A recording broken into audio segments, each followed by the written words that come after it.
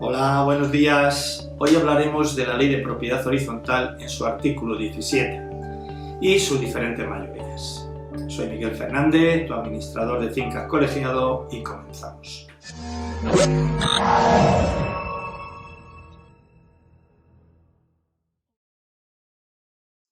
El artículo 17 es el artículo que establece la manera de tomar las decisiones de la comunidad. Prácticamente cualquier decisión de la comunidad que pueda afectar a los asuntos del inmueble pasa por las decisiones y sus mayorías tomadas a través de lo indicado en este artículo. Así, el artículo 17, en su regla primera, dice que la infraestructura común de las telecomunicaciones y de las energías renovables. El quórum necesario para estos supuestos es de 1/3 de propietarios que representen el 1/3 de las cuotas de participación. Este 1/3 debe de entenderse que es sobre la totalidad de los propietarios y el 100% de las cuotas de participación. O sea, que cuando se tome una decisión a este respecto, debe de haber en la Junta de Propietarios 1/3 al menos del total de los propietarios y que voten a favor de la nueva infraestructura. Ejemplo, en una comunidad hay 120 viviendas. Deberán asistir a la Junta al menos 40 propietarios y que todos voten a favor de la instalación de la infraestructura común. La decisión no se puede tomar sobre 1/3 de los propietarios asistentes y representados. No sería válida dicha propuesta. Según este artículo, el artículo 17.1, hay dos posibilidades para este tipo de instalación: que se apruebe por 1/3 del total de los propietarios, con lo que pasa a ser esta nueva infraestructura como un elemento común de la comunidad que será sustentada por los propietarios que han votado a favor de la instalación, y dos, que sea solicitada dicha instalación por un propietario, ejemplo, una antena parabólica, que deberá permitir la comunidad y que el propio interesado deberá correr con el importe correspondiente. Hay que recalcar que en los dos supuestos anteriores no se podrán poner en marcha si la implantación del mismo supone una alteración sustancial del edificio o bien un cambio de estética del inmueble. Sin entrar a considerar lo que se indica en el artículo 10.1b de la Ley de Propiedad Horizontal, el artículo 17.2 se refiere a la mejora del acceso o movilidad de personas con discapacidad. Este artículo indica que para conseguir la mayoría es necesario que se apruebe por la doble mayoría de los propietarios y cuotas de participación. Pero se refiere a la totalidad de los propietarios.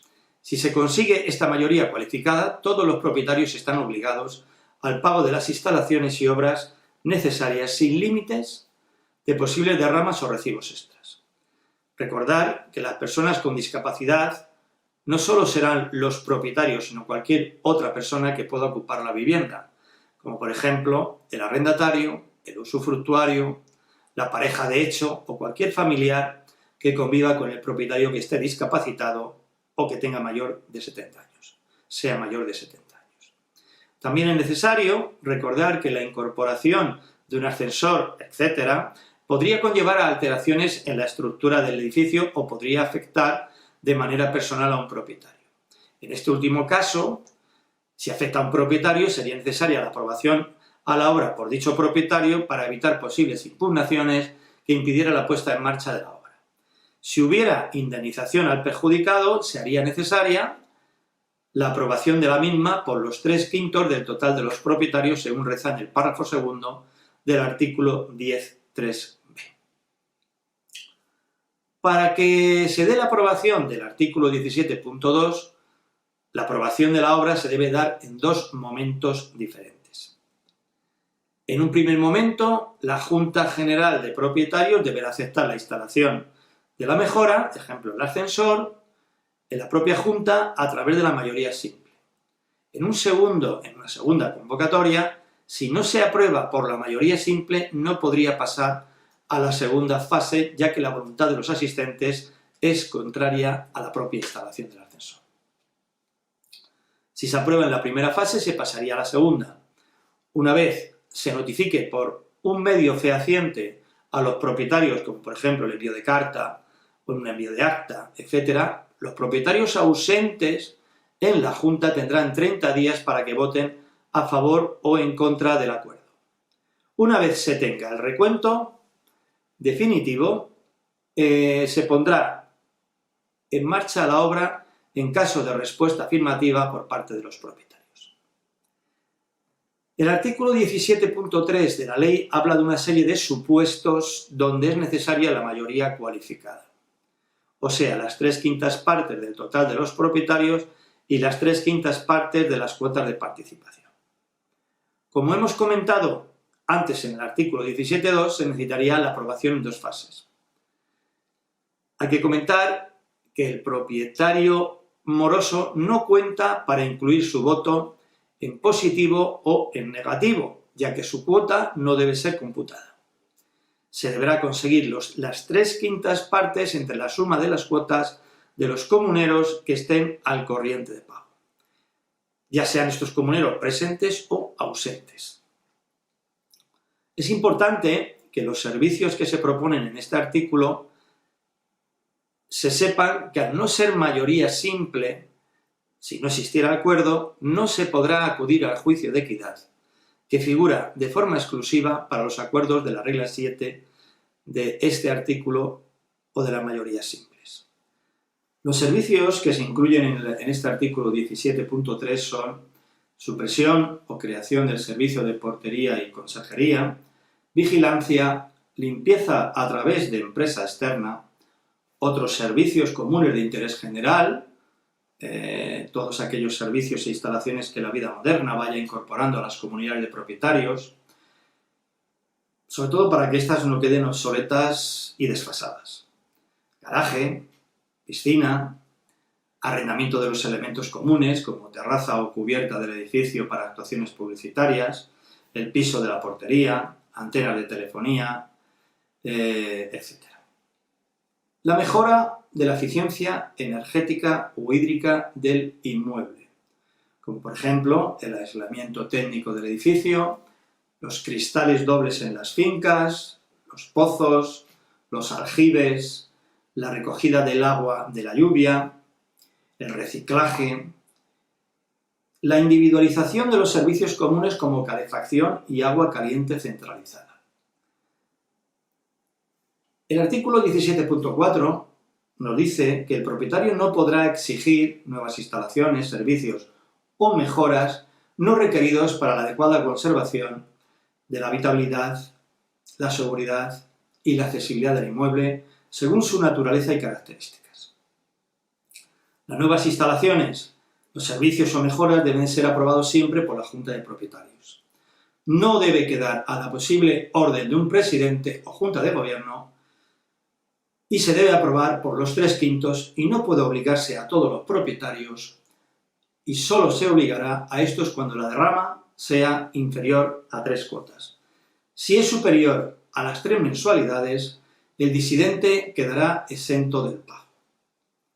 Para el cálculo de las cuotas hay que tener en cuenta que estas cuotas serán solo por los gastos ordinarios del edificio y no vale incluir el importe de las derramas para el pago de gastos específicos y se deberá eliminar de la cuota la parte correspondiente al fondo de reserva. Tampoco valdrá ninguna triquiñuela, como por ejemplo hacer la mejora en varias veces con objeto de que la derrama resulte inferior a las 3 mensualidades de los gastos ordinarios. Siempre que sea posible, se privará del uso de este nuevo servicio a aquel que no lo ha pagado. No se podrán realizarse innovaciones que hagan inservible alguna parte del edificio para el uso y disfrute de un propietario, si no consta su consentimiento expreso. El artículo 17.5 de la ley habla de la recarga de vehículos eléctricos. Reglas sobre todo para el futuro próximo que ya está con nosotros. La incorporación de vehículos eléctricos nos obligará a desarrollar adecuadamente esta ley. Será necesaria un punto de recarga individual en cada una de las plazas de garaje, que irá por cuenta del propietario. Si las plazas no son individuales, sino que son del conjunto de la comunidad, el instalar un sistema común de recarga con su correspondiente contador deberá aprobarse por los 3/5 del total de los propietarios y cuotas.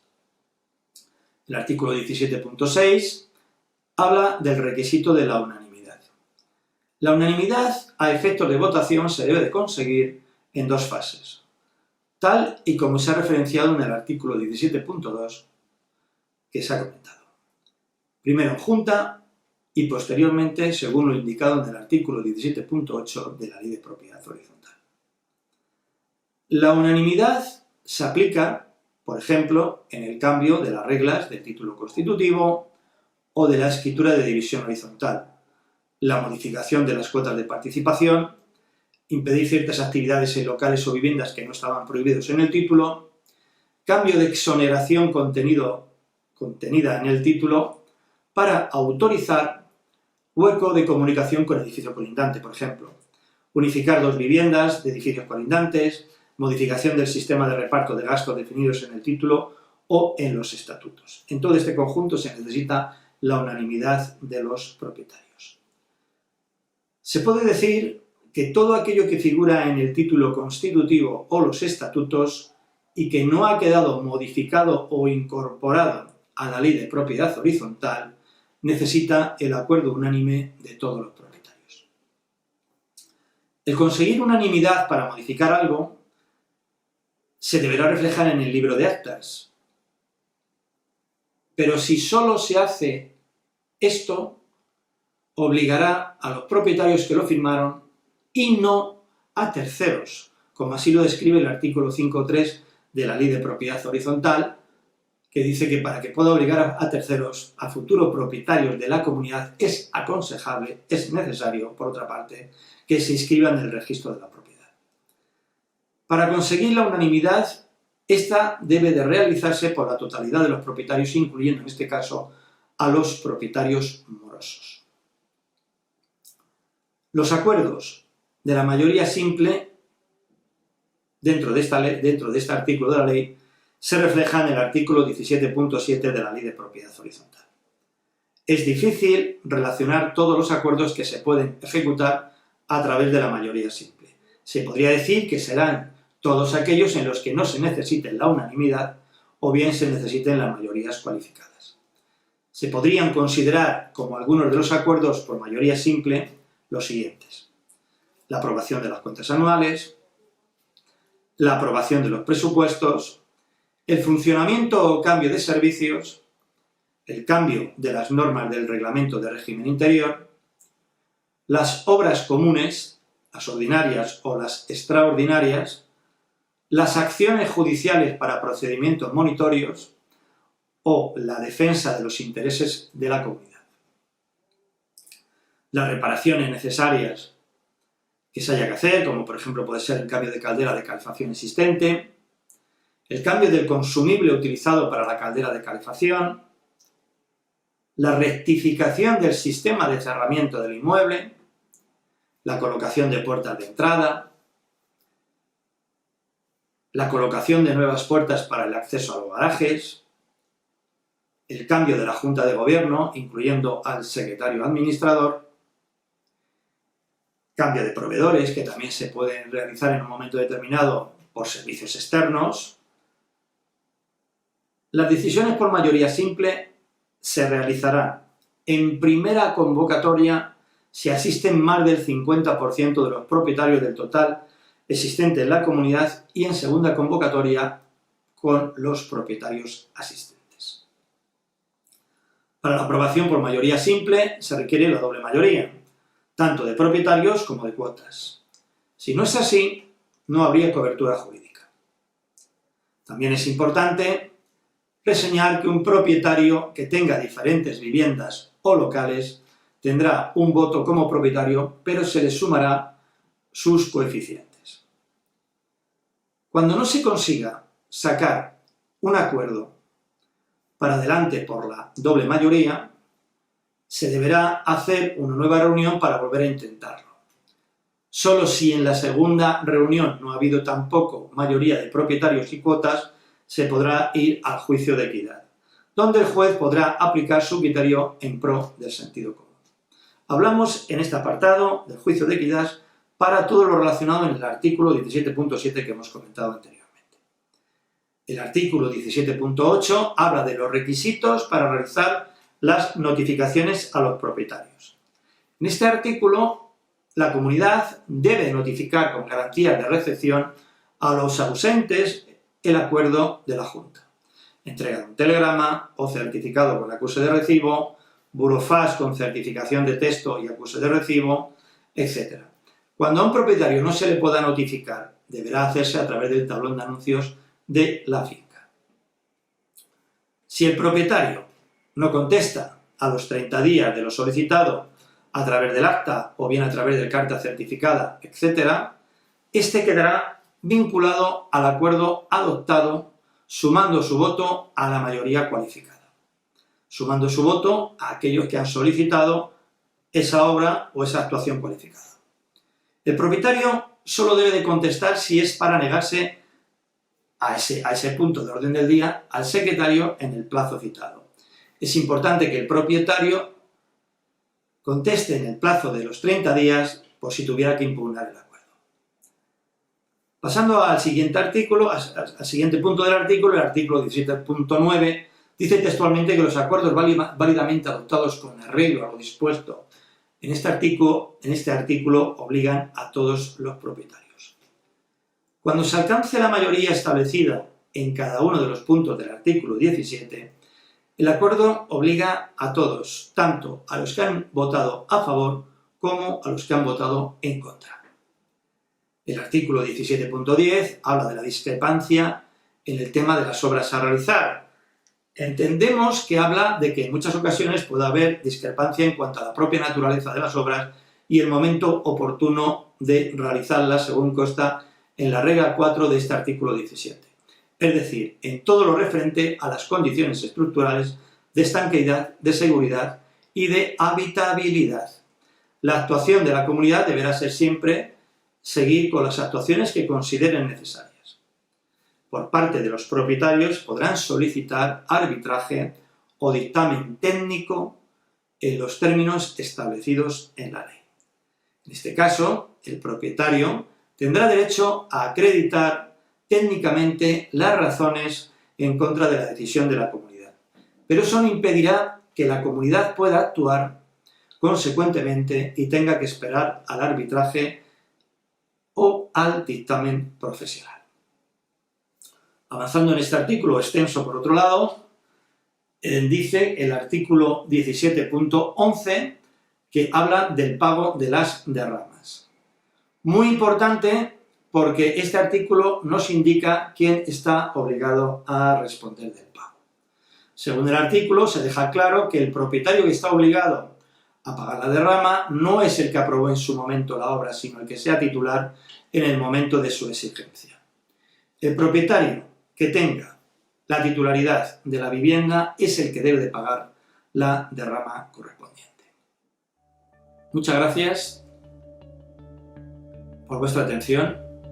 Si queréis más información podéis hacerlo a través de nuestra página web y seguirnos en las redes sociales que figuran abajo. Un saludo y hasta el próximo.